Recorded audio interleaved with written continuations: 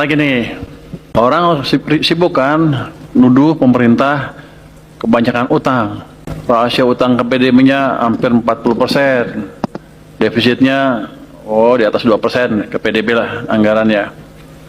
Orang bilang Pak Jokowi ngutang terus, yang sekarang juga pasang ngutang juga. PSBY ngutang juga walaupun agak menurun pada waktu itu rasio ke PDB-nya. Kalau saya diprotes sama mahasiswa mempertanyakan kenapa utang kamu ke PDB sebesar itu artinya negara mau bangkrut kira-kira gitu. Jawabannya apa? Coba juara satu. Jawabannya apa? Baik Pak Purbaya, kalau boleh kami melanjutkan jawaban dari teman-teman. Seperti yang pernah dibilang Pak Purbaya, kalau kondisi ekonomi kita ini lagi lesu, konsumsi masyarakat tuh lagi turun. Nah, sesuai dengan konsep belanja negara itu ada namanya balance budget over cycle, di mana anggaran kita tuh dalam jangka panjang secara rata-rata dirancang agar berimbang. Maksudnya gimana? Ketika kondisi ekonomi kita lagi lesu, maka kita pemerintah menaikkan belanja negara dengan tujuan meningkatkan konsumsi dan menciptakan efek multiplier sehingga ekonomi kita naik dan bisa berjalan dan sektor-sektor vital kita itu dapat meningkat. Begitu Pak. Ketika kita sudah kaya, anggaran kita bisa melakukan kebijakan anggaran surplus untuk mengatasi kebijakan anggaran defisit yang kita lakukan di periode anggaran yang telah berlalu. Begitu Pak. Wah, lebih bagus nih 50 deh, 50% kamu. Ada intervention sedikit di situ. Jadi gini, ini semuanya bagus, semua jawabannya lebih bagus Pak daripada mahasiswa yang turun ke jalan ya. Nanti kalau kakak-kakak mahasiswa Anda turun ke jalan, Anda anjarin sedikit-sedikit tuh. Mungkin DPR juga.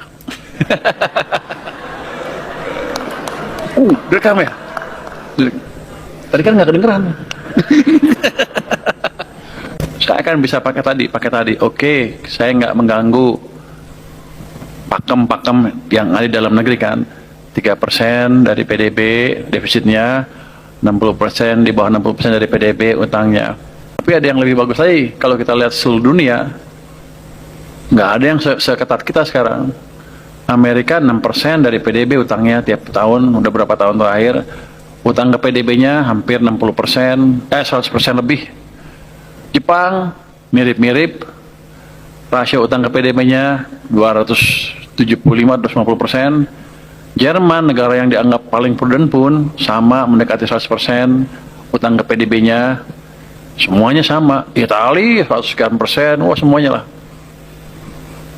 Malaysia, Thailand, Singapura semuanya di atas kita. Malaysia mungkin mendekati 60%. Thailand juga tinggi. Jadi kita di kawasan termasuk yang paling prudent. Itu satu.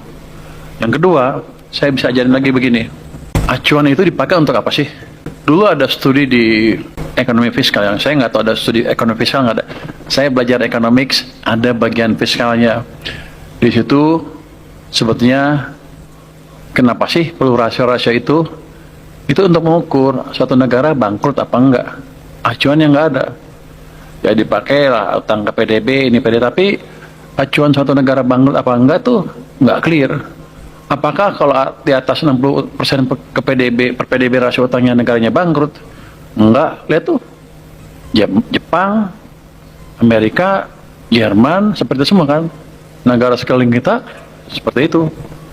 Besaran-besaran itu dipakai oleh lembaga pemerintah untuk melihat kesinambungan suatu anggarannya, sebenarnya untuk mengukur suatu negara itu mau bayar utang atau mampu bayar utang, itu aja. Jadi walaupun utang kita besar, kalau kita mampu bayar utang ya udah peringkatnya tetap bagus. Kayak Amerika masih triple A kan, walaupun turun satu. Jadi ilmu fiskal itu angka-angka tadi diambil agak arbitrary. Kita nggak tahu kapan satu negara bangkrut dari ukuran-ukuran itu.